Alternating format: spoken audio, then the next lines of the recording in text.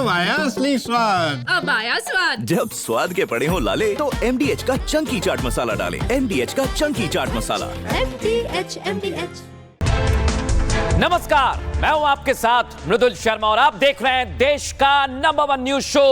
ये भारत की बात है। होगी देश की हर बात, दिखाएंगे आपको देश और दुनिया की तमाम बड़ी खबरें। और आज की सबसे बड़ी और पहली खबर आपको बताने वाला हूं। प्रधानमंत्री नरेंद्र मोदी, मैंने कल ही कहा था, मिशन पर निकल गए।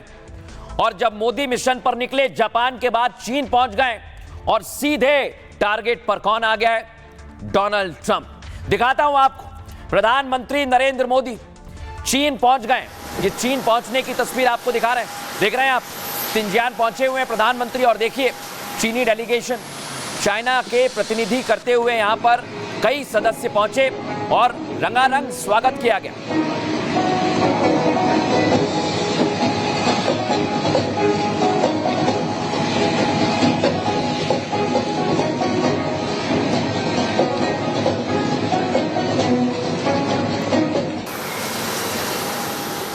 तो प्रधानमंत्री नरेंद्र मोदी यहां पर पहुंचे और इसके बाद प्रधानमंत्री सीधे जब अंदर दाखिल हुए तो देखिए चाइना में भारतीय जो वादन होते हैं, चाहे तबला हो या फिर सितार बजाया जा रहा है, और पीएम का स्वागत कैसे किया आप खुद सुनिए जरा।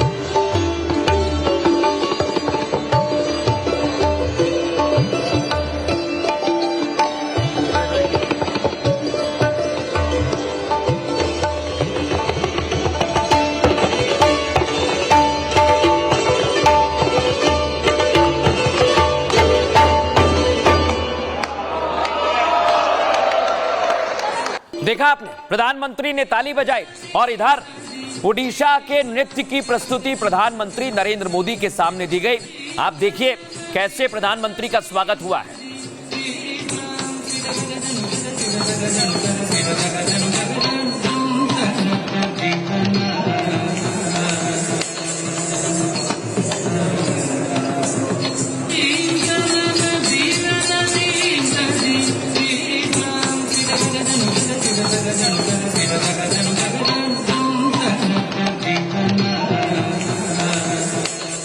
तो देखा आपने, जापान में भी ऐसे ही स्वागत हुआ जैसा चीन में हुआ है। और 7 साल बाद जब प्रधानमंत्री नरेंद्र मोदी पहुंचे तो देखिए जरा प्रवासी भारतीयों ने कैसे स्वागत किया।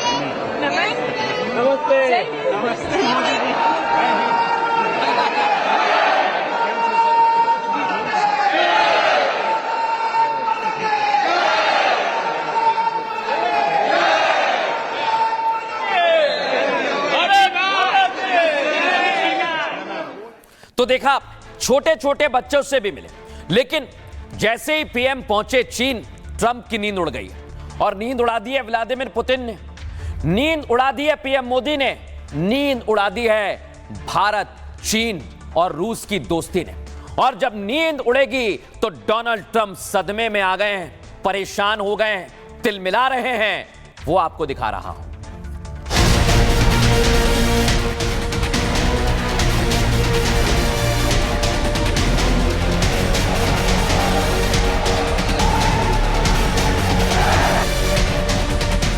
मोदी अपने मिशन पर है। जापान के ऐतिहासिक दौरे के बाद प्रधानमंत्री मोदी अब चीन पहुंच गए।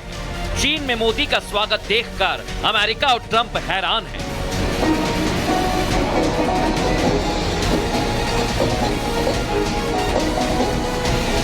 इस इसलिए मोदी जिनपिंग मुलाकात से पहले ही अमेरिका में ट्रंप के खिलाफ माहौल बनने लगा है। अमेरिकी संसद ने ट्रंप की टैरिफ नीति को अमेरिकी ब्रांड का टॉयलेट तक कह दिया। विपक्षी डेमोक्रेटिक पार्टी के सांसद ने इस मामले को उठाने का ऐलान किया है। ऐसा तब है जब मोदी केवल चीन पहुंचे हैं। जब जिनपिंग से मुलाकात होगी और व्लादिमीर पुतिन से अगली रणनीति पर बात होगी तो फिर अमेरिका का रिएक्शन देखने लायक होगा, क्योंकि चीन में एससीओ मीटिंग में तीनों दिग्गजों का जमावड़ा लगेगा, जहां डोनाल्ड ट्रंप की टैरिफ दादागिरी पर बात होगी और आगे की रणनीति बनेगी। अगली एनुअल समिट के लिए आपको भारत यात्रा का सादर आमंत्रण देता हूं। तो प्रधानमंत्री नरेंद्र मोदी ने आमंत्रित किया है और वो मिशन पर चल रहे हैं, लेकिन चीन में कैसे अमेरिका की नींद उड़ गई है पीएम के दौरे को लेकर, आइए जरा बताता हूं। ये देखना है आप, पीएम मोदी चीन के तिनजियान पहुंच गए और प्रधानमंत्री नरेंद्र मोदी 7 साल बाद चाइना के दौरे पर पहुंचे। पीएम मोदी तिनजियान में एससीओ की बैठक में शामिल होंगे। एससीओ की बैठक 31 अगस्त और 1 सितंबर को आयोजित होगी दर्शकों, जिसमें दुनिया के 10 देशों के दिग्गज नेता शामिल होंगे। उससे पहले पीएम मोदी और जिनपिंग मुलाकात करेंगे तो दुनिया देखेगी, जिसमें मोदी और जिनपिंग द्विपक्षीय मुद्दों पर बातचीत करेंगे। ताजा वैश्विक हालात में ये दिख रहा है ना आपको, डोनाल्ड ट्रंप, इनकी नीति ही सबसे बड़ा मुद्दा है, मैं बता रहा हूं, क्योंकि ट्रंप ने भारत पर 50% और चीन पर 30% टैरिफ लगाया है। डोनाल्ड ट्रंप ने दोनों पर टैरिफ को लेकर और बढ़ाने की धमकी दी है दोनों देशों को, जिसमें दोनों देश परेशान हैं और कोई रास्ता निकालने की कोशिश में जुटे हुए। चीन की सरकारी मीडिया ग्लोबल टाइम्स ने भी इसके साफ संकेत दे दिए हैं। ग्लोबल टाइम्स ने लिखा है, ये यात्रा दोनों देशों के बीच तनाव कम करने और द्विपक्षीय बातचीत को बढ़ावा देने का एक बड़ा मौका साबित होगा। इतना ही नहीं, जिनपिंग इस समिट के जरिए दुनिया को यह दिखाने की कोशिश करेंगे कि वो अमेरिका की लीडरशिप वाले ग्लोबल ऑर्डर को एक बेहतर और टिकाऊ विकल्प दे सकते हैं। यही वजह है कि इस बैठक पर ट्रंप सरकार की सीधी नजर है। इस समिट में अमेरिका से अलग थलग पड़ने का संदेश जाएगा, क्योंकि वो चीन, रूस, ईरान और भारत को अलग थलग नहीं कर पाए। ये सारे देश मजबूती के साथ खड़े हुए हैं और अमेरिका की नजर इस बात पर होगी दर्शकों कि मोदी पुतिन में क्या बातचीत होती है, क्योंकि मोदी जिनपिंग के बाद मोदी और पुतिन की मुलाकात भी होगी, जिसमें व्लादिमीर पुतिन के भारत दौरे की रूपरेखा तैयार होगी, तय होगी। इसी साल बता रहा हूं आपको, दिसंबर महीने में व्लादिमीर पुतिन आएंगे और इसे ही लेकर अमेरिका की नींद उड़ी हुई है। अब मैं आपको बताता हूं कैसे इस पूरे मामले पर पूर्व राजनयिक क्या कह रहे हैं, सुनिए जरा। आप जानते हैं कि चीन एक बड़ा खरीदार है, यूरोप गैस खरीदता है, इसलिए मुझे लगता है कि ये भारत की नीतियों को बड़े पैमाने पर प्रभावित करने का एक तरीका है। सिर्फ रूस तेल या यहाँ के स्वायत्तता अपना निर्णय लेने का स्थान बनाए रखना होगा। चीन के साथ संबंध अक्टूबर 2024 से सुधरने लगे, जब प्रधानमंत्री ने कजान में राष्ट्रपति शी जिनपिंग से मुलाकात की और उन्होंने जो निर्णय लिए, सीमा पर जो आंख से आंख का टकराव चल रहा था, वो ठीक नहीं।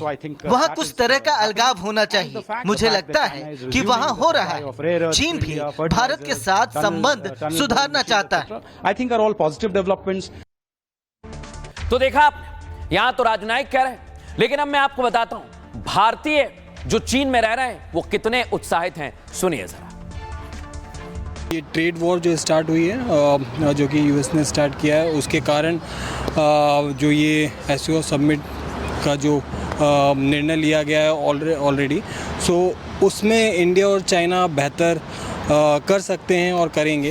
ऐसा लगता है कि आगे और अच्छा होना चाहिए, और जैसा सिग्नल दिया, जैसे हमारे प्रधानमंत्री इस बार एससीओ समिट को ज्वाइन करने के आए, तो ये तो बहुत बड़ा पॉजिटिव सिग्नल है, सिर्फ इंडिया और चाइना के लिए नहीं बल्कि पूरे दुनिया के लिए। ऐसा फीलिंग आया कि मैंने उनको गुजराती में बोला कि भाई मैं भार्गव जोशी, मैं कच्छ गुजरात से हूँ, एंड वो बहुत ही खुश हो गए। उन्होंने सामने से बोला वाह वाह।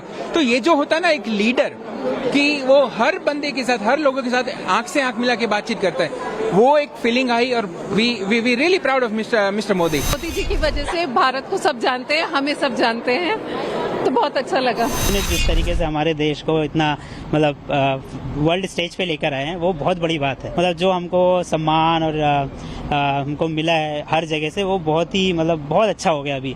तो देयर इज लाइक हमारी एक पहचान बनी है भारत की।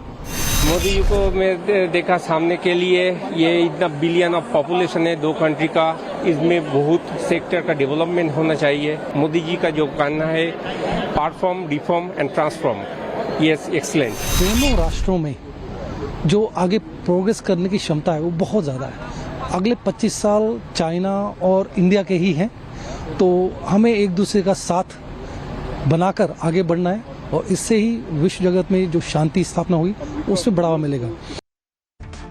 अब मैं आपको बताता हूं यह मुलाकात क्यों अहम हो जाती है।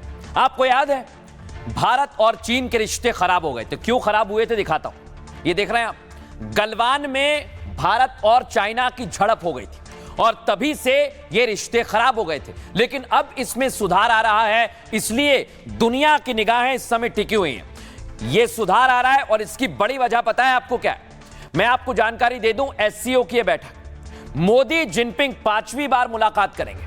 और सोचिए 9-10 जून को 2018 में मुलाकात हुई थी, उसके बाद अब मुलाकात होगी, यानी 7 साल हो गए हैं और इसलिए इसी मुलाकात पर सबकी निगाहें टिकी हुई हैं। लेकिन दर्शकों आप सोचिए ये एससीओ क्या है और इसमें मोदी, पुतिन, जिनपिंग के साथ और कितने लीडर्स शामिल होंगे जो इस समय अमेरिका की नींद उड़ाने के लिए काफी होंगे। आइए जरा आपको बताता हूं।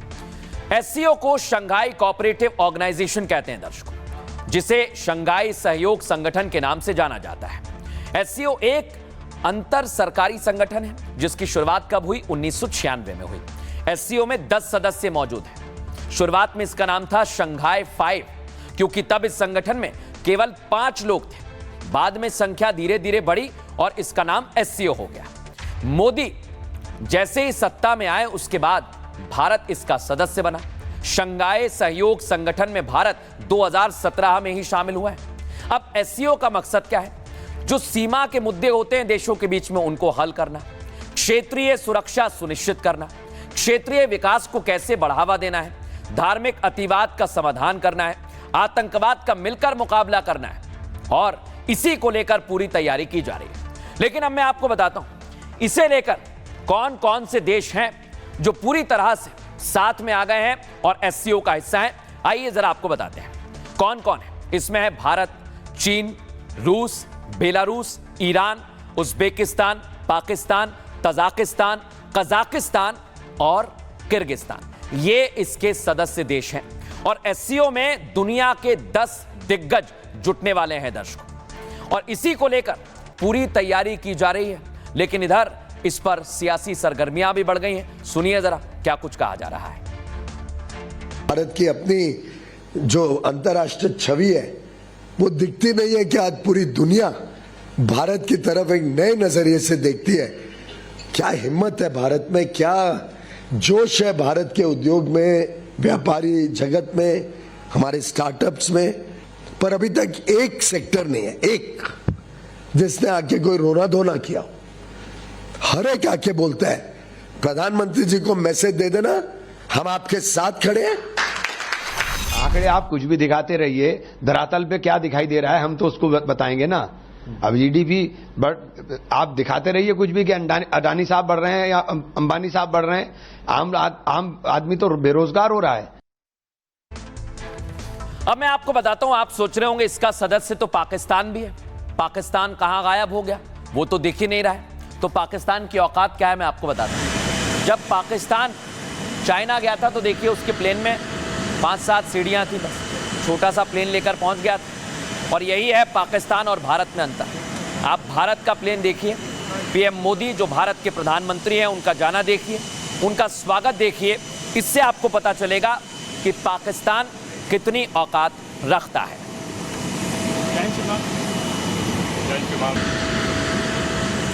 अब मैं दर्शकों आपको तस्वीर दिखाता हूं पीएम मोदी की। पीएम मोदी जापान भी थे, देख रहे हैं आप। जापान में प्रधानमंत्री के पहुंचने के बाद वहां पर लोग अलग उत्साहित। देखिए आप कैसे प्रधानमंत्री का स्वागत किया जा रहा है, सुनिए जरा। अब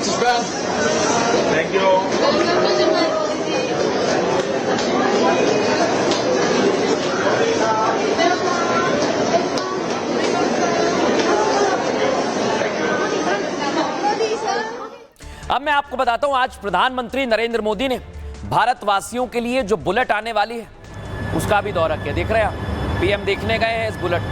यही बुलेट ट्रेन भारत में आएगी। ये बुलेट ट्रेन कैसी है, इसमें क्या खास बात है, आज प्रधानमंत्री ने हर एक चीज देखी।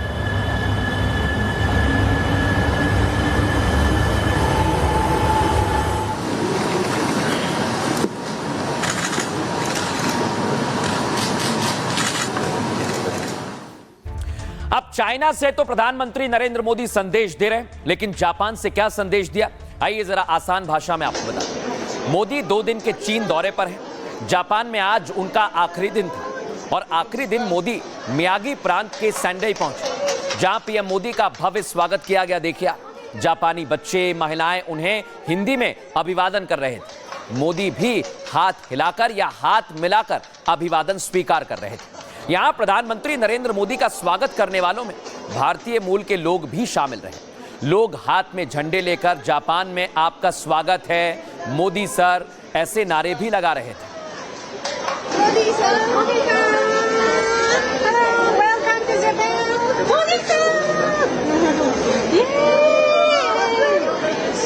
वेलकम टू जापान,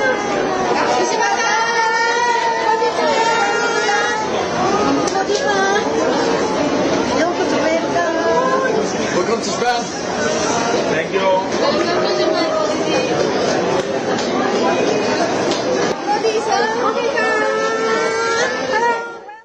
देखा, दरअसल यहां पीएम मोदी बुलेट ट्रेन देखने गए थे, जहां उन्होंने पीएम शिगेरू इशिबा के साथ बुलेट की सवारी की, जो मैं आपको दिखा रहा हूं। जिस बुलेट ट्रेन की सवारी मोदी ने की है उसका नाम है E10। इस दौरान जापानी पीएम ने उन्हें E10 बुलेट के पूरे प्रोजेक्ट के बारे में जानकारी दी। दरअसल जापान की यही बुलेट ट्रेन जो मैं आपको दिखा रहा हूं, यही ट्रेन भारत में मुंबई और अहमदाबाद के बीच दौड़ेगी, जो मोदी का ड्रीम प्रोजेक्ट है दर्शकों, जिसे उन्होंने पीएम बनते ही अमली जामा पहनाना शुरू कर दिया।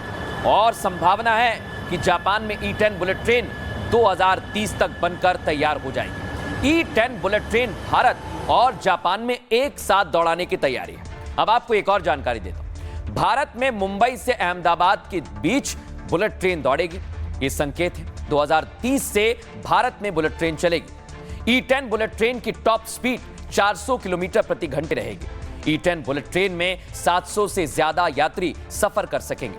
मुंबई से अहमदाबाद के बीच हाई स्पीड कॉरिडोर बन रहा है और भारत में दौड़ने वाली बुलेट पायलट ऑटोमेटिक मोड में दौड़ेगी। खबर यह है कि जापान सरकार भारत को 2 बुलेट ट्रेन गिफ्ट भी करने वाला है। अब आपको एक और जानकारी देता हूं, सेंडाई में प्रधानमंत्री नरेंद्र मोदी भारतीय ट्रेन ड्राइवर्स से मुलाकात करने पहुंचे। इन भारतीय ट्रेन ड्राइवरों को जापान की ईस्टर्न रेलवे ट्रेनिंग दे रहा है। देख रहे हैं ना आप, ये सभी जो नमस्ते कर रहे हैं, यही लोग जापान से ट्रेनिंग लेकर भारत में मुंबई से अहमदाबाद के बीच चलने वाली बुलेट ट्रेन को चलाएंगे। इससे पहले पीएम मोदी ने 15वें भारत जापान समिट में हिस्सा लिया, जिसमें दोनों देशों के बीच 150 बड़े समझौते किए गए, जिसमें अगले भारत 6 लाख करोड़ का निवेश करने वाला है अगले सालों में, जो 10 साल में जापान द्वारा किया जाएगा और इसकी पूरी तैयारी की जा रही है। लेकिन प्रधानमंत्री नरेंद्र मोदी और जैसे जैसे वो मिशन पर जा रहे हैं, चाहे वो जापान हो, चाइना हो या फिर पुतिन से मुलाकात कर रहे हैं, डोनाल्ड ट्रंप को झटके पर झटके लग रहे हैं। और इसलिए मैं कह रहा हूं, आज डोनाल्ड ट्रंप को डबल झटका। ये डबल झटका कैसे लगा है, आइए जरा आपको दिखाता हूं। ये देख रहे हैं हम, डोनाल्ड ट्रंप टैरिफ लगाकर सोच रहे हैं कि उन्होंने बहुत बड़ा काम किया, लेकिन मैं आपको एक जानकारी दे दूं, डोनाल्ड ट्रंप का उनके देश के अंदर ही विरोध हो रहा है। दिखाइए जरा, डोनाल्ड ट्रंप का विरोध कौन कर रहा है? उनके विरोध में खड़ी हुई डेमोक्रेटिक पार्टी, और जो बाइडेन और कमला हैरिस डेमोक्रेटिक है, और ये सीधे सीधे डोनाल्ड ट्रंप का विरोध कर रहे हैं। और अब मामला पहुंच गया है कोर्ट में, और कोर्ट ने भी ट्रंप को जबरदस्त तरीके से लताड़ा है। लेकिन आज मैं आपको तस्वीर दिखाता हूं, ये आप देखिए, व्हाइट हाउस भी चर्चा का विषय बना हुआ है। और 2 बात, एक तो ट्रंप की सेहत को लेकर चर्चा हो रही है, और दूसरी ट्रंप जो इस समय दिखाई नहीं दे रहे हैं, गायब हो गए, समझ नहीं आ रहा कहां चले गए। इसी को लेकर दुनिया भर में चर्चा होने लगी है और उपराष्ट्रपति जेडी वेंस ने तो इस बीच ये कह दिया कि अगर ट्रंप नहीं रहेंगे तो मैं बनूंगा अमेरिका का राष्ट्रपति। सुनिए जरा। 79 साल के ट्रंप की सेहत काफी अच्छी है। वो अपने 4 साल के कार्यकाल को पूरी ताकत से पूरा करेंगे। अगर कोई भयानक हादसा हो जाए तो मैं अमेरिका के राष्ट्रपति पद को संभालने के लिए पूरी तरह से तैयार हूँ। सुना आप, जेडी वेंस कह रहे हैं कि अगर ट्रंप को कुछ होता है तो वो अमेरिका के राष्ट्रपति पद को संभालेंगे। लेकिन ट्रंप को क्या हुआ है ये भी मैं आपको आगे बताऊंगा, लेकिन पहले झटके की बात करता हूं। इसको वॉल 2 पर दीजिए। दुनिया भर में डोनाल्ड ट्रंप दादागिरी कर रहे हैं और ट्रंप तमाम देशों पर अनाप शनाप टैरिफ लगा रहे हैं। अमेरिका में भी उनके इस फैसले का विरोध होना शुरू हो गया। अब अमेरिका की एक अदालत ने इसके खिलाफ फैसला सुनाया। अमेरिका की कोर्ट ऑफ अपील्स ने ट्रंप के खिलाफ बड़ा संदेश दिया। कोर्ट ने कहा कि ट्रंप ने अपनी इमरजेंसी पावर का गलत इस्तेमाल किया है। उन्हें हर देश पर मनचाहा टैरिफ लगाने का कोई कानूनी अधिकार नहीं है। ट्रंप राष्ट्रपति हैं और टैरिफ लगाने की असीमित अधिकार उन्हें नहीं दिया जा सकता। हालांकि कोर्ट ने ट्रंप को थोड़ी राहत दी और उन्हें 14 अक्टूबर तक का समय दिया है ताकि कोर्ट के फैसले के खिलाफ अगर ट्रंप सुप्रीम कोर्ट जाना चाहें तो जा सकते हैं। इससे पहले न्यूयॉर्क की फेडरल कोर्ट ने ऐसा ही फैसला सुनाया था, जिसमें court of appeals for the federal circuit ने बरकरार रखा है। दरअसल ट्रंप ने चीन और कनाडा से व्यापार घाटे की दलील दी है।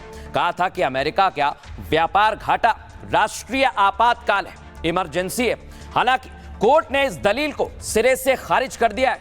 सोच रहे हैं हम, कहा कि टैरिफ का अधिकार केवल संसद के पास है और कोर्ट के इस फैसले के बाद ट्रंप बौखला गए हैं, परेशान हो गए हैं। ट्रंप ने सोशल मीडिया पर लिख दिया, सभी टैरिफ अभी भी लागू हैं। टैरिफ पर कोर्ट का फैसला बिल्कुल गलत है। टैरिफ हटाने का फैसला तर्कसंगत नहीं है। सबको पता है कि आखिर में अमेरिका ही जीतेगा। ये डोनाल्ड ट्रंप लिख रहे हैं। लेकिन अब मैं आपको बताता हूं व्हाइट हाउस के प्रवक्ता इस पर क्या कह रहे हैं, सुनिए जरा। And they understand that the administration is going to win. उन्हें समझ आ रहा है कि एडमिनिस्ट्रेशन जीतेगा और हम जीत के रहेंगे। हमने इमरजेंसी अपील भी फाइल कर दी है और हम सुप्रीम कोर्ट तक इस लड़ाई को लड़ने को तैयार हैं। To ensure that America's interests. अब मैं आपको बताने वाला हूं, डोनाल्ड ट्रंप सिर्फ एक वजह से नहीं, दो वजह से घिर गए हैं, क्योंकि उनके खिलाफ तरह तरह के आरोप लग रहे हैं और उनको लेकर अब 2 ऐसी शख्सियत में बताने वाला हूं। पहले तो बाइडन है। जो बाइडन लगातार निशाना साध रहे हैं, यानी डेमोक्रेटिक्स लगातार उन पर निशाना साध रहे हैं और इसे लेकर ट्रंप परेशान हो चुके हैं। लेकिन अब 2 ऐसी शख्सियत, जैसा मैंने कहा कि वो भी ट्रंप के खिलाफ आ गए। ये आप देख रहे हैं, ये हैं ग्रेगरी मीक्स और दूसरे हैं जैक सुलिवन और इन्होंने भी डोनाल्ड ट्रंप पर सीधे सीधे आरोप लगा दिया है। इसलिए मैं कह रहा हूं कि डोनाल्ड ट्रंप घिरते जा रहे हैं और उन्हें समझ नहीं आ रहा वो करें तो करें क्या। डोनाल्ड ट्रंप अमेरिका में चौतरफा घिर गए। कोर्ट के बाद अब सीनेट में भी उनकी मुश्किल बढ़ने वाली है। अमेरिकी संसद की विदेश मामलों की समिति एक्शन ले सकती है। विपक्षी डेमोक्रेटिक पार्टी ने डोनाल्ड ट्रंप के खिलाफ मोर्चा खोल दिया है। डेमोक्रेटिक सांसद Gregory Meeks house of representative के स्पीकर को उन्होंने एक चिट्ठी लिखी दर्शकों, जिसमें जो बाइडेन की पार्टी के संसद ने टैरिफ मामले को लेकर विचार करने के लिए कहा। उन्होंने कहा कि ट्रायल और अपीलीय अदालतों ने टैरिफ को अवैध बताया है। ग्रेगरी ने चिट्ठी में भारत पर 50% टैरिफ लगाने का विरोध किया। सोचिए, अमेरिका में विरोध हो रहा है डोनाल्ड ट्रंप का। उन्होंने 2 टूक कहा कि इससे भारत और अमेरिका की दोस्ती खतरे में पड़ सकती है। अमेरिका के पूर्व एनएसए ने भी भारत पर टैरिफ लगाने का विरोध किया, जिनका नाम है जैक सुलिवन। पूर्व एनएसए जैक सुलिवन ने कहा ट्रंप एग्रेसिव नीति अपना रहे हैं और सोचिए, ट्रंप के कदम से भारत और चीन के करीब जाने लगा है। यह हो रहा है। ट्रंप ने यानी अमेरिका ने भारत के लिए ऐसे हालात पैदा कर दिए। जैक सुलिवन ने एक इंटरव्यू में यह बात कही है। उन्होंने कहा है दुनिया में अमेरिका की साख घट रही है। अमेरिकी सहयोगी और साझेदार अमेरिका पर भरोसा नहीं कर रहे हैं। देश में ही भरोसा नहीं किया जा रहा है उनका। ट्रंप की पॉलिसी की वजह से चीन वैश्विक लोकप्रियता हासिल कर रहा है, जबकि भारत से दोस्ती की मजबूत के लिए अमेरिका ने दशकों मेहनत की है। पूर्व एनएसए जैक सुल्लिवन ने यहां तक कह दिया कि अमेरिकी ब्रांड एक टॉयलेट में है। सोचिए आप, इतनी स्थिति खराब हो गई है डोनाल्ड ट्रंप की, वो बौखला रहे। सुनिए जरा अमेरिका में उनका कैसा विरोध किया जा रहा है। China has moved ahead of the United States in popularity. Donald Trump के कदम से भारत चीन के करीब जा रहा है। अमेरिका ने भारत के लिए ऐसे हालात पैदा किए हैं। जैक सुलिवन ने एक इंटरव्यू में ये बात कही। उन्होंने आगे कहा कि दुनिया में अमेरिका की साख घटी है। अमेरिकी सहयोगी और साझेदार अमेरिका पर भरोसा नहीं करते। Continue to work in these governments in Europe, in Asia. अब खबरों में आगे बढ़ेंगे और अब मैं आपको आज एक और बड़ी और अहम खबर दिखाने वाला हूं जो महाराष्ट्र में बवाल का कारण बना हुआ है। वो है मराठा आंदोलन। जबरदस्त बवाल हो रहा है। दिखाता हूं आपको पहली तस्वीर। मुंबई को जाम कर दिया है। सोचिए आप, ये मुंबई का सबसे व्यस्ततम इलाका है। यहां पर आप देखिए मराठा समाज के लोग आ गए और जबरदस्त नारेबाजी की जा रही है। देखिए जरा, सुनवाइए।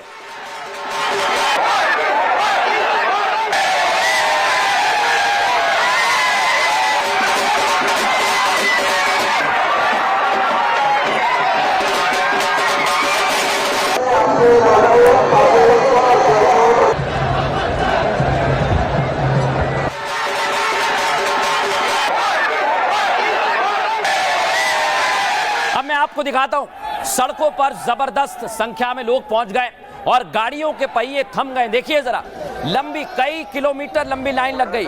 देखिए प्रदर्शनकारी खड़े हुए हैं और गाड़ियों की लंबी कतार लगती जा रही है। इन प्रदर्शनकारियों की मांग आरक्षण को लेकर है। पुलिस फोर्स भी तैनात की गई। सुनवाइए जरा कैसे हंगामा हो रहा है।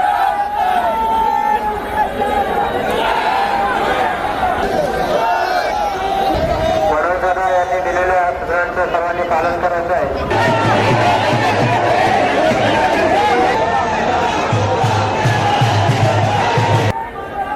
अब मैं आपको दिखाता हूं, ये प्रदर्शन आगे बढ़ता जा रहा है। लोग सरकारी बसों पर चढ़ गए और बस पर चढ़कर डांस कर रहे हैं, प्रदर्शन किया जा रहा है। यानी ये लोग पीछे हटने वाले नहीं हैं। जबरदस्त हंगामा हो रहा है।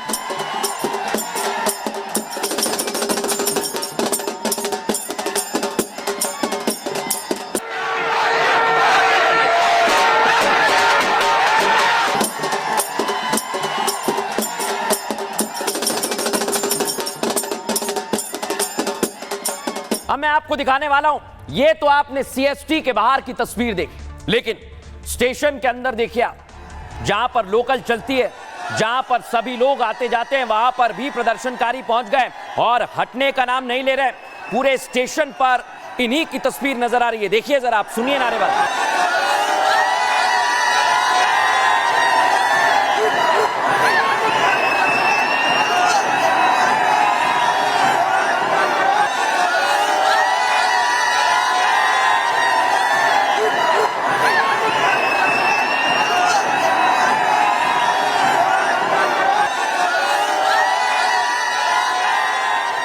अब मैं आपको दिखाने वाला हूं, पुलिस भी कुछ कर नहीं पा रही। पुलिस जब इन्हें रोकने के लिए गई, ट्रेन रोक रहे हैं ये प्रदर्शनकारी, देख रहे हैं आप, और पुलिस प्रदर्शनकारियों को हटा रही है, लेकिन ये सुन नहीं रहे।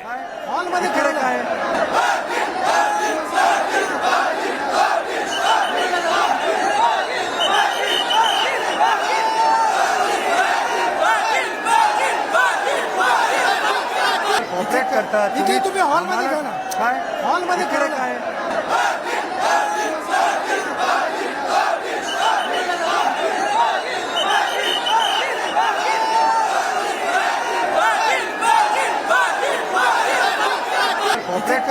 तुम्ही हॉलमध्ये घ्या ना। अब मैं आपको दिखाता हूं, इस समय मुंबई बिल्कुल थम सी गई है और इन प्रदर्शनकारियों ने कह दिया है कि हम हटेंगे नहीं। आप देखिए जरा, ये विजुअल जो मैं आपको दिखा रहा हूं, ये तस्वीरें जो आपको दिखा रहा हूं, ये बताने के लिए काफी है कि मुंबई के पहिए थाम दिए हैं इन प्रदर्शनकारियों।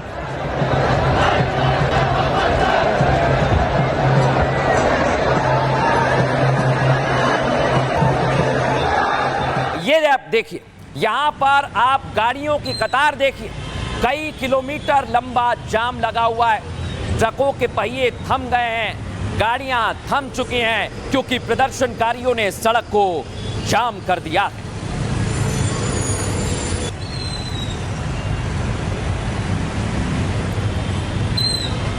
अब मैं आपको एक और तस्वीर दिखाने वाला हूं, देखिए जरा।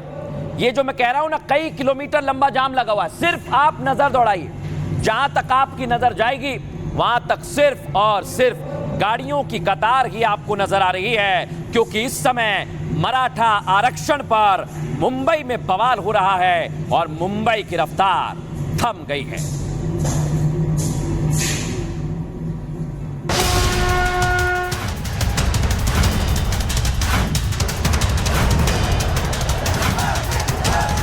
मराठा आरक्षण का मुद्दा एक बार फिर खड़ा हो गया।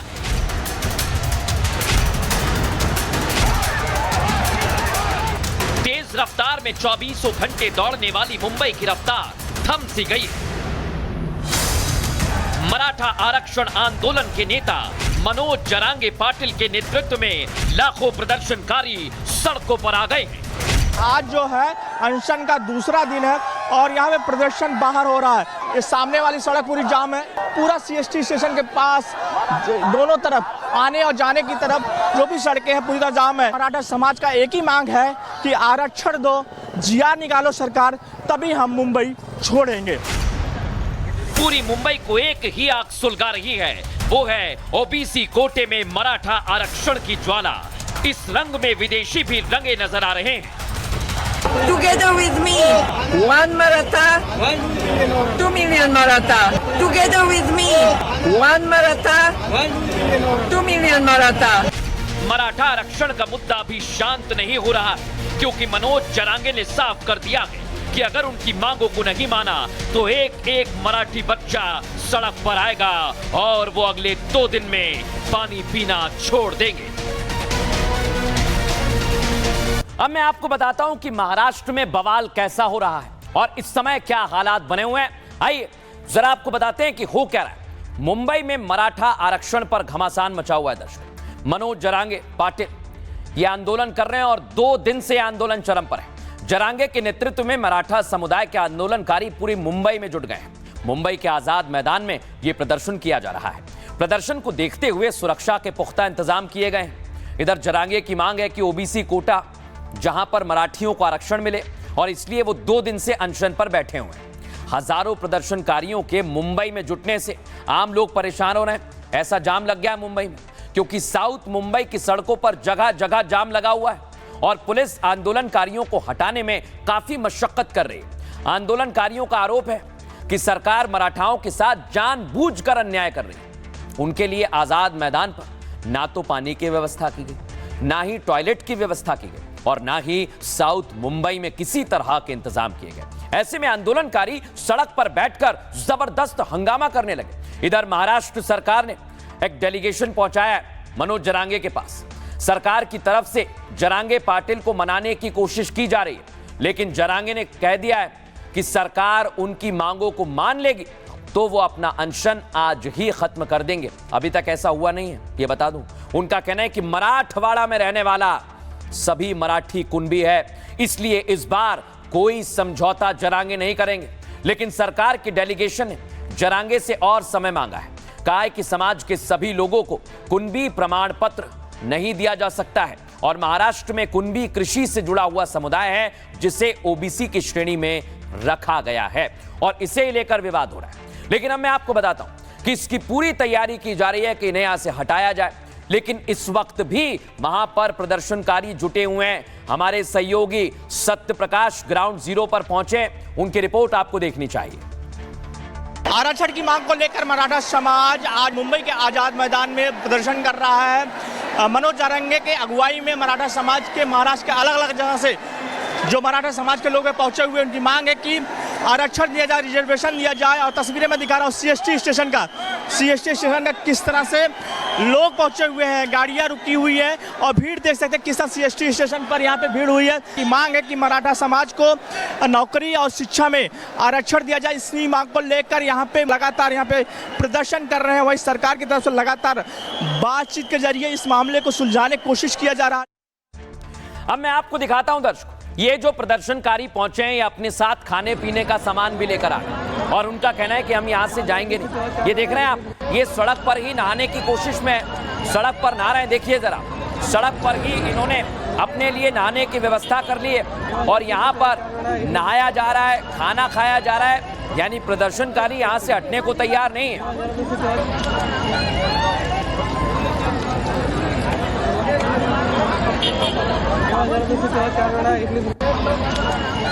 अब मैं आपको दिखाता हूं, ये जो रैली है ये आंदोलन के पहले दिन की रैली है। जब आंदोलन शुरू हुआ तो इसी रैली के जरिए ये लोग मुंबई में दाखिल हुए। देखिए जरा आप।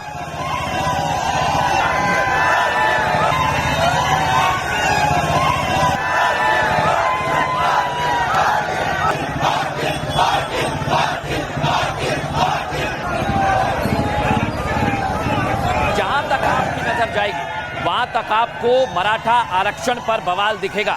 लेकिन अब मैं आपको बताता हूं, ये जो बवाल हो रहा है ये सिर्फ और सिर्फ अनशन की वजह से हो रहा है। जरांगे ने कह दिया है कि जब तक हमारी मांग को पूरा नहीं किया जाएगा तब तक वो हटेंगे नहीं। सुनिए जरा क्या कह रहे हैं जरांगे।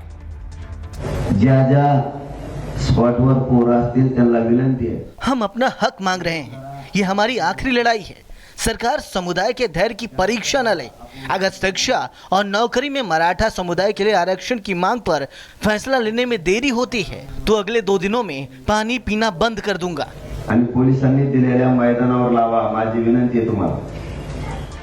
अब मैं आपको एक और तस्वीर दिखाता हूं। ये पहला मौका नहीं है जब महाराष्ट्र में आरक्षण की आग उबल रही हो। इससे पहले ये आप देख रहे हैं, ये मराठा आरक्षण की आग पहले भी उबल चुकी है, लेकिन इस बार कहा जा रहा है कि आंदोलनकारी पीछे नहीं हटेंगे।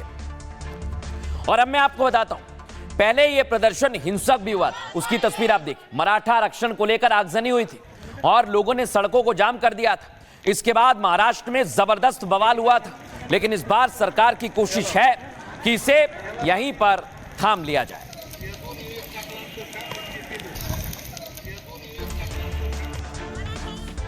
अब मैं आपको यह बताने वाला हूं कि आखिर मराठा आरक्षण की मांग कितने लंबे समय से चल रही है और यह मांग आखिर पूरी क्यों नहीं हो पा रही। आइए जरा आपको विस्तार से समझाते हैं। मनोज जरांगे जो आपको दिखाई दे रहे हैं, लंबे समय से मराठा आरक्षण की मांग कर रहे हैं। कुल मिलाकर 2023 से अब तक 7 बार वो अनशन कर चुके हैं। 29 अगस्त 2023 को जलाना में उन्होंने पहली बार हड़ताल की और आरक्षण की मांग को लेकर भूख हड़ताल पर बैठ गए। महाराष्ट्र विधानसभा चुनाव से पहले भी जरांगे ने अनशन किया था। तब एकनाथ शिंदे ने खुद मनोज जरांगे से फोन पर बातचीत की थी और उसके बाद कैबिनेट की बैठक में बड़े फैसले लिए गए थे। सरकार ने कहा कि जिन लोगों की कुनबी जाति से हैं, जो संबंधित रखते हैं, उनका प्रमाण पत्र जमा करा दिया है। उन्हें कुनबी जाति प्रमाण पत्र देने की कार्रवाई शुरू कर दी गई। यानी मराठवाड़ा क्षेत्र के 11,353 मराठों को कुनबी जाति प्रमाण पत्र मिलना मंजूर हो गया था। फिर क्या हुआ? 20 फरवरी 2024 को एकनाथ शिंदे ने सरकार मराठों को 50% की सीमा से ऊपर 10% आरक्षण देती है एक विधेयक को पेश कर दिया। इससे पहले मराठा क्रांति मोर्चा के कार्यकर्ताओं ने रेल रोकी थी। रेलवे ट्रैक पर टायर जलाकर विरोध प्रदर्शन किया था, जिसे पुलिस रोक रही थी। मुंबई बेंगलुरु हाईवे भी 2 घंटे तक जाम कर दिया था। इसी साल जनवरी में भी मनोज जरांगे भूख हड़ताल पर बैठे हुए थे। अब जरांगे फिर मराठा आरक्षण के लिए अनशन पर बैठ गए। इसके बाद महाराष्ट्र की सियासत में उबाल आ गया है।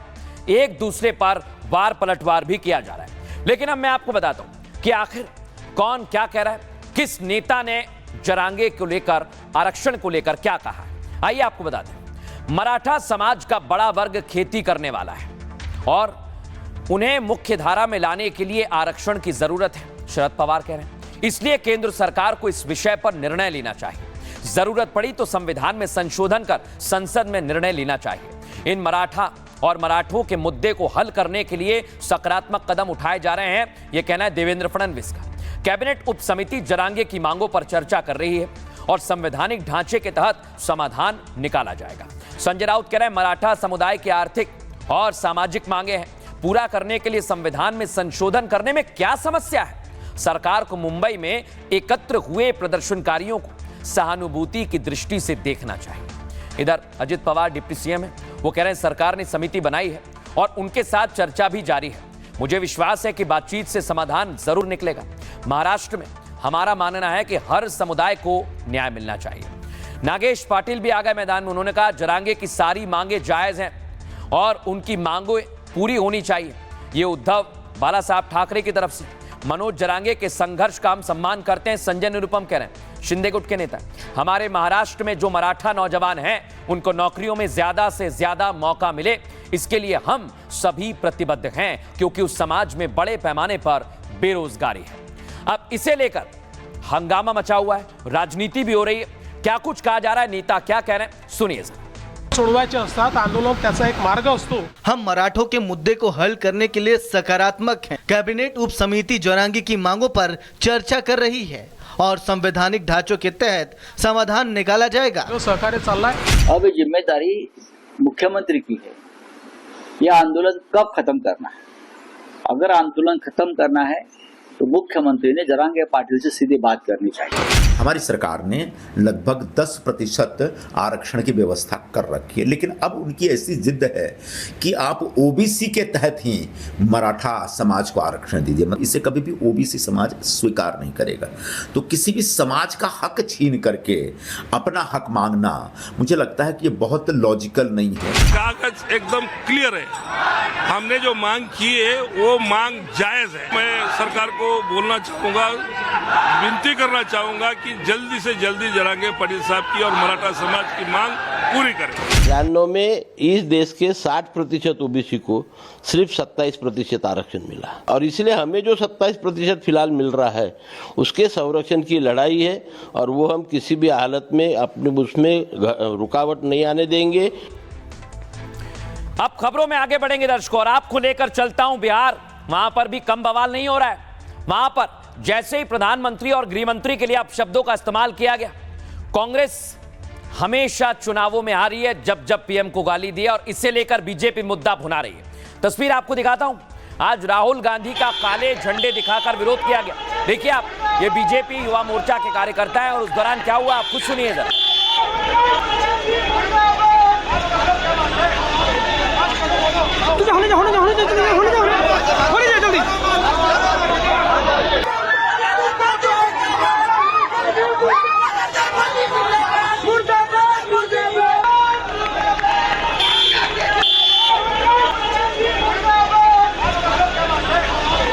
तो देखा, राहुल गांधी फ्लाइंग किस कर रहे हैं, लेकिन कार्यकर्ता जब विरोध करने लगे तो राहुल ने उन्हें अपने पास बुला लिया, और सुनिए जरा क्या बातचीत है।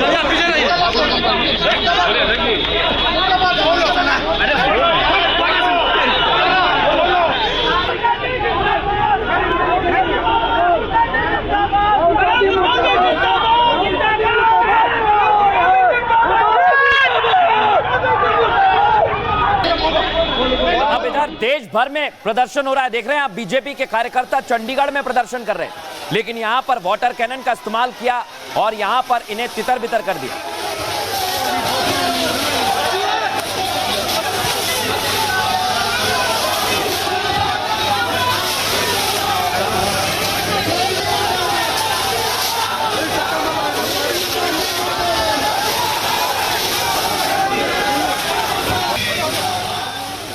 अब ये प्रदर्शन रुक नहीं रहा है। दिल्ली में आप देख रहे हैं, महिलाएं भी आ गई, सड़कों पर आ गई, और जबरदस्त नारेबाजी की जा रही है। कहा जा रहा है कांग्रेस पार्टी और राहुल गांधी पीएम को गाली देने पर माफी मांगे।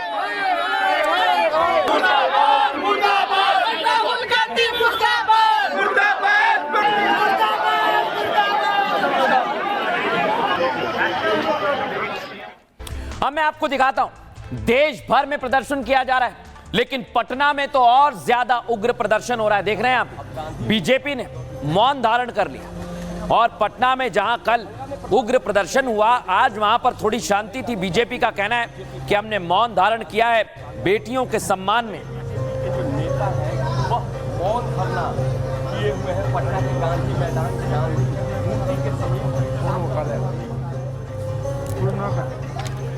अब मैं आपको दिखाता हूं, ये आप देख रहे हैं, मोदी की गाली पर भारी प्रदर्शन हो रहा है। यानी जो प्रधानमंत्री को गाली दी गई उस पर बीजेपी का कहना है कि हम माफी से कम कुछ भी मंजूर नहीं करेंगे। अब आपको दिखाते हैं, अहमदाबाद में भी जमकर प्रदर्शन हो रहा है। देख रहे हैं आप, बीजेपी के कार्यकर्ता सड़कों पर आ गए और कह रहे हैं कांग्रेस के मंच से जो पीएम और उनकी माताजी को गाली दी है उसको लेकर वो चुप नहीं बैठेंगे। नहीं चलेगी, नहीं चलेगी।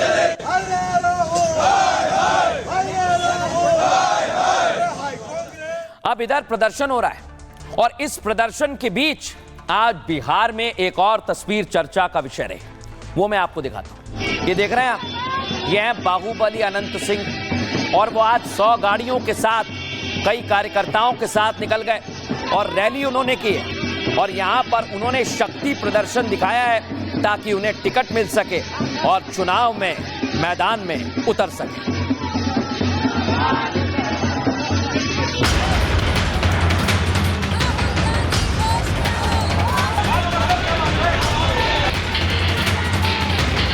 राहुल के मंच से मोदी और उनकी स्वर्गवासी मां को गाली देने का मामला गर्मा गया। पीएम मोदी के अपमान को बीजेपी बड़ा मुद्दा बनाने में जुट गई है। पटना से दिल्ली तक बीजेपी कार्यकर्ता सड़कों पर उतरे और राहुल से माफी की मांग की। जो इस दुनिया में नहीं है, स्वर्गीय माता जी प्रधानमंत्री जो लोकप्रिय हैं, उनकी माता को गाली दे रहे हैं ये लोग। इन लोग को शर्म आना चाहिए कि ये लोग राष्ट्रीय पार्टी होने का अपना दावा करते हैं। खराब हम लोग उतर रहे हैं महिलाएं मैदान में। राहुल गांधी को अपना आकर के घुटने टेक के माफी मांगना होगा भैया। कहते हैं कि आसमान में थूकने से थूक आसमान पे नहीं जाती है, वापस उसी पे गिरती है। राहुल लगातार बीजेपी पर वोट चोरी का आरोप लगा रहे हैं, लेकिन बीजेपी ने राहुल की वोट यात्रा के खिलाफ मोदी के अपमान का मुद्दा उठा दिया है। चुनावी इतिहास गवाह है, जब जब कांग्रेस ने मोदी को गाली दी है उसको मुंह की खानी पड़ी है। वोट चोरी को रोकना है, वोट चोरी को रोकना है, वोट चोरी को रोकना है। Thank you.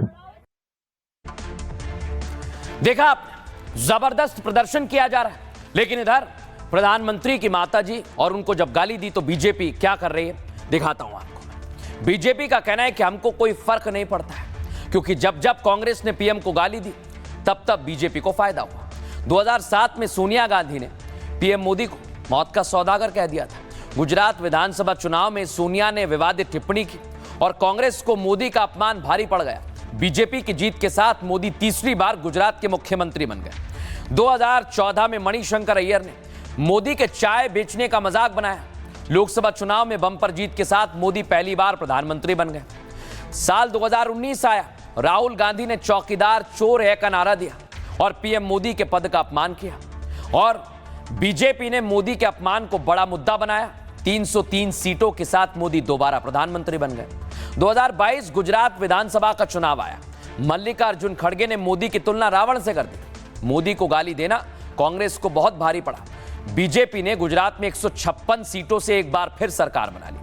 अब आप सोचिए, जब जब कांग्रेस पार्टी प्रधानमंत्री को गाली दे रही है तब तब कांग्रेस पार्टी के चुनाव में हार हो रही है और बीजेपी ने इस बार भी वही किया है।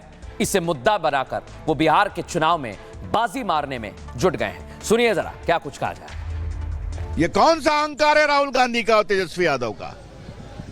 तो संविधान बचाने का स्वांग करते हैं और प्रधानमंत्री की मां का, स्वर्गीय मां का अपमान करते हैं। राहुल गांधी जी, प्रधानमंत्री का पद सम्मानजनक होता है। आप में कितनी काबिलियत है, छोड़ दीजिए प्रधानमंत्री की मां का विरोध। यही है राहुल गांधी जी, तो आपके खिलाफ देश गुस्से में।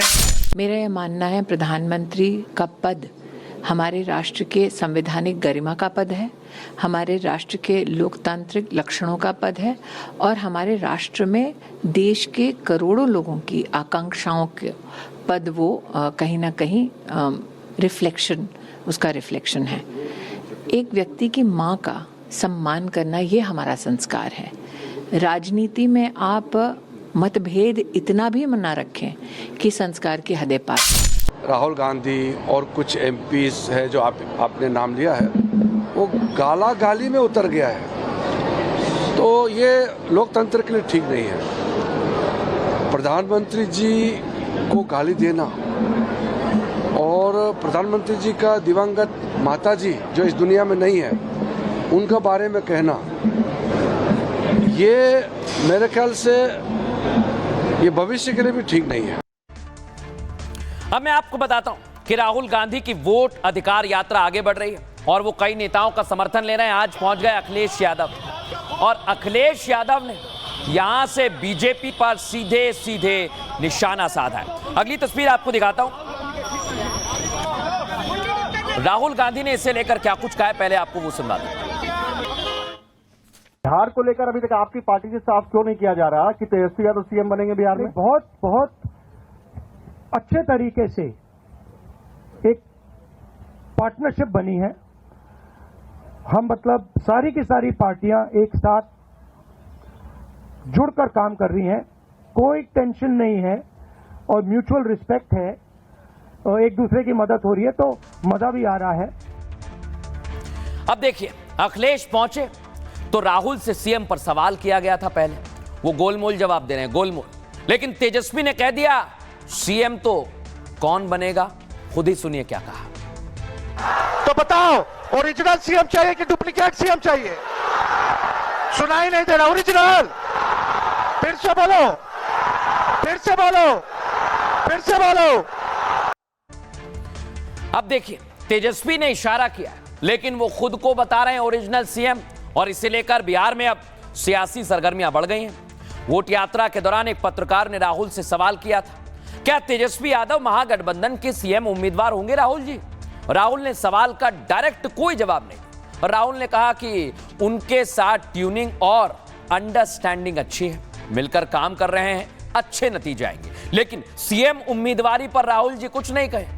अब इधर तेजस्वी यादव आ गए, बच्चे जैसे कागज की नाव और प्लेन बनाकर उड़ाते हैं। नीतीश कुमार के वादे वैसे ही होते हैं, आप पढ़ाई, दवाई, कमाई, सिंचाई वाली सरकार बनाइए। ओरिजिनल सीएम चाहिए या डुप्लीकेट सीएम, फैसला आपका है।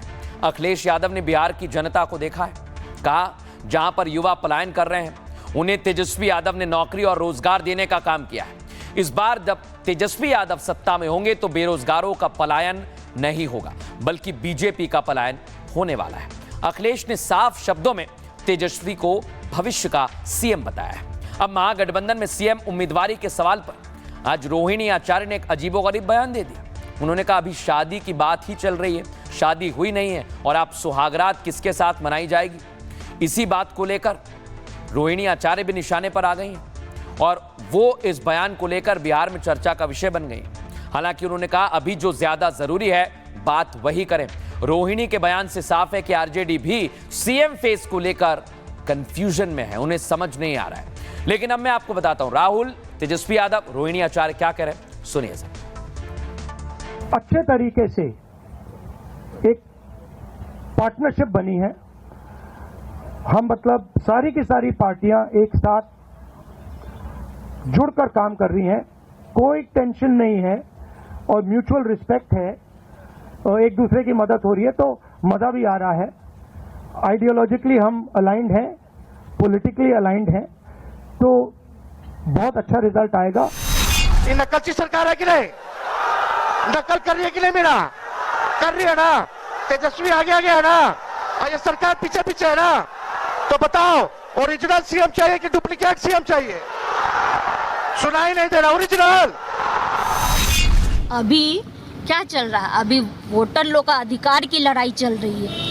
तब जिसका अभी शादी का बातें नहीं चल रहा है, यहाँ सुहागरात किसके साथ मनाया जाएगा वो बात चल रहा है क्या? हद है भाई, जो अभी जो ज्यादा जरूरी है वो बात ना होगा। सुना आपने, ये हो रहा है बिहार में। अब खबरों में आगे बढ़ेंगे और आपको मैं बताने वाला हूं पाकिस्तान पर वाटर बम बरस गया। वाटर बम दिखाता हूं जरा आपको। पाकिस्तान वाले वैसे ही परेशान हैं, वाटर बम ने उनकी नींद उड़ा दी। तस्वीर पहले आपको दिखाता हूं। लाहौर डूब गया, देख रहे हैं आप, ये गलियों का हाल है लाहौर, और पानी की रफ्तार आप देखेंगे आपको लगेगा ये बारिश की वजह से नहीं हुआ है, लेकिन बारिश और वाटर बम ने पाकिस्तान के ऐसे हालात कर दिए।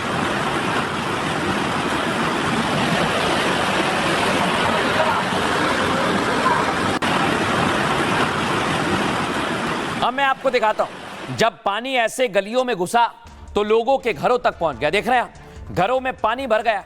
लाहौर में ऐसी स्थिति है, लोग डूब गए, अपने आप को बचा रहे हैं, कोई खाने का सामान बचा रहा है, कई लोगों तक राहत सामग्री पहुंचाई जा रही है, कई लोग अपनी जान बचाने के लिए, देखिए जरा कैसे वहां पर उन्हें बचाया जा रहा है। कई लोग हैं जो पाकिस्तान में इस समय बाढ़ और बारिश की वजह से परेशान हो रहे हैं।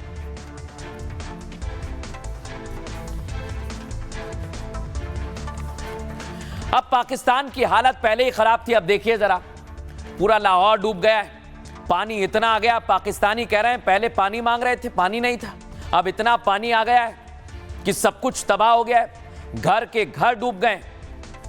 बम कैसे फूटा है आइए जरा आपको बताता हूं। पाकिस्तान में जबरदस्त वाटर स्ट्राइक हुई है, कई शहर डूब गए हैं। सिंध प्रांत में नदी के आसपास के गांव को खाली कराने का आदेश दिया गया। लाहौर शहर में हर तरफ पानी ही पानी नजर आया। करतारपुर शहर में धार्मिक स्थलों में बाढ़ का पानी घुस गया।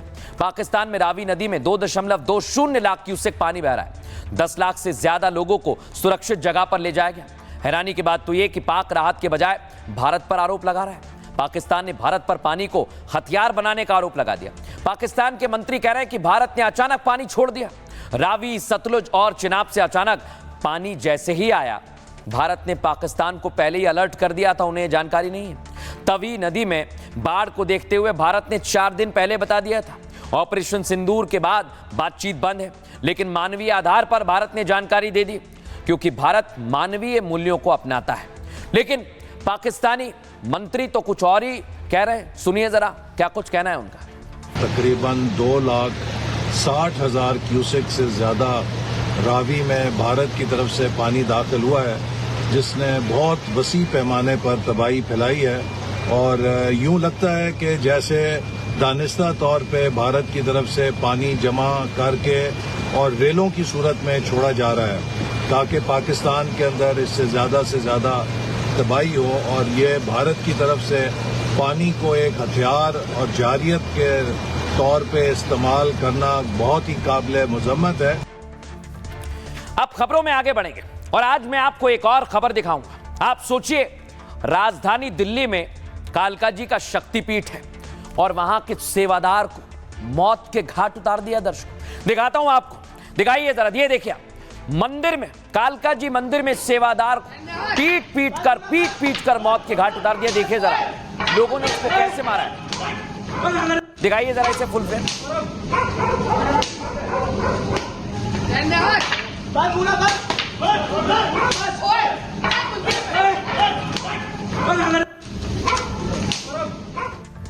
अब मैं आपको बताता हूं ये सेवादार कौन है, इसकी तस्वीर हम आपको दिखाते हैं। इसका नाम है योगेश और ये सेवादार था, लेकिन उसकी पीट कर हत्या कर दी गई है। इसे मौत के घाट उतार दिया गया।